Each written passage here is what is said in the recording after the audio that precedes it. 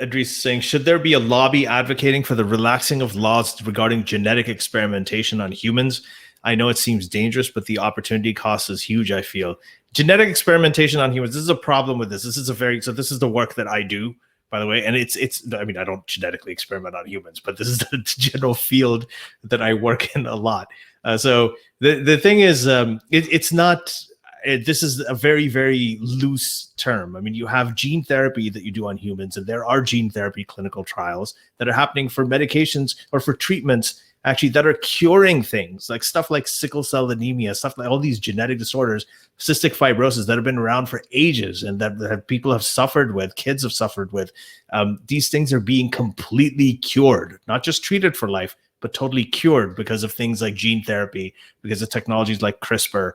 In cancer, you have CAR T cell therapy. There's all kinds of different genetic-based therapies that are doing this. So, and those do involve experimentation because you have clinical trials that evaluate these treatments, just like you do with regular conventional drugs, like just the molecules.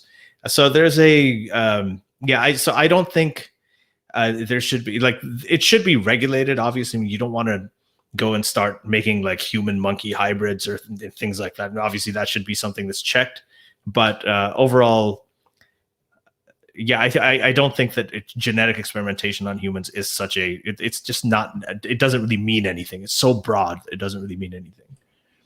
All right. But overall, like when it comes to these kind of experiments that you mentioned, do you think that the laws are too strict or too relaxed overall? Like if you had to... I think for the clinical trial right now, the laws, the way that they are, the regulations are good. The only thing that I think is not good, which is now not really that much of an issue, but like, for example, in the Bush years, they had stem cell research, like embryonic stem cell research was banned. And I think that really held up a lot of things, unfortunately.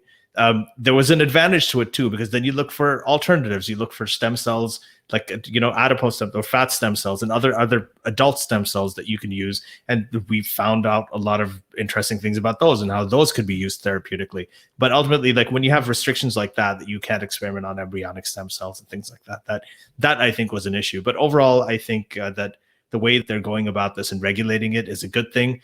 There is one issue in terms of competition, is that, for example, China and some of these other countries, they don't have those kind of regulations. So there's a lot of stuff that would be considered unethical, and you wouldn't do it in a place like the US or in Germany. But then in places like China and everything, they would be more loose with doing that, and they may advance more because of it.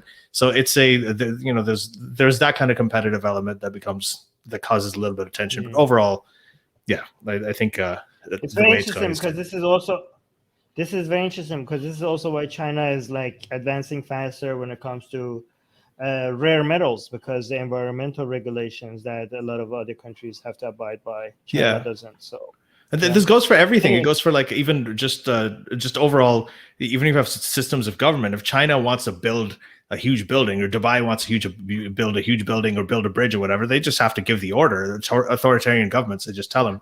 I mean, they don't have to go through all these parliamentary committees and get the budgets approved and have like all this partisan bickering. So ultimately, the democratic process creates enduring advances.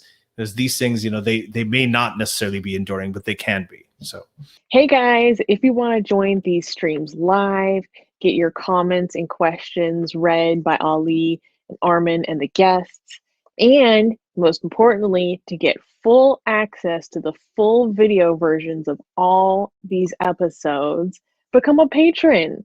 Link in the description below.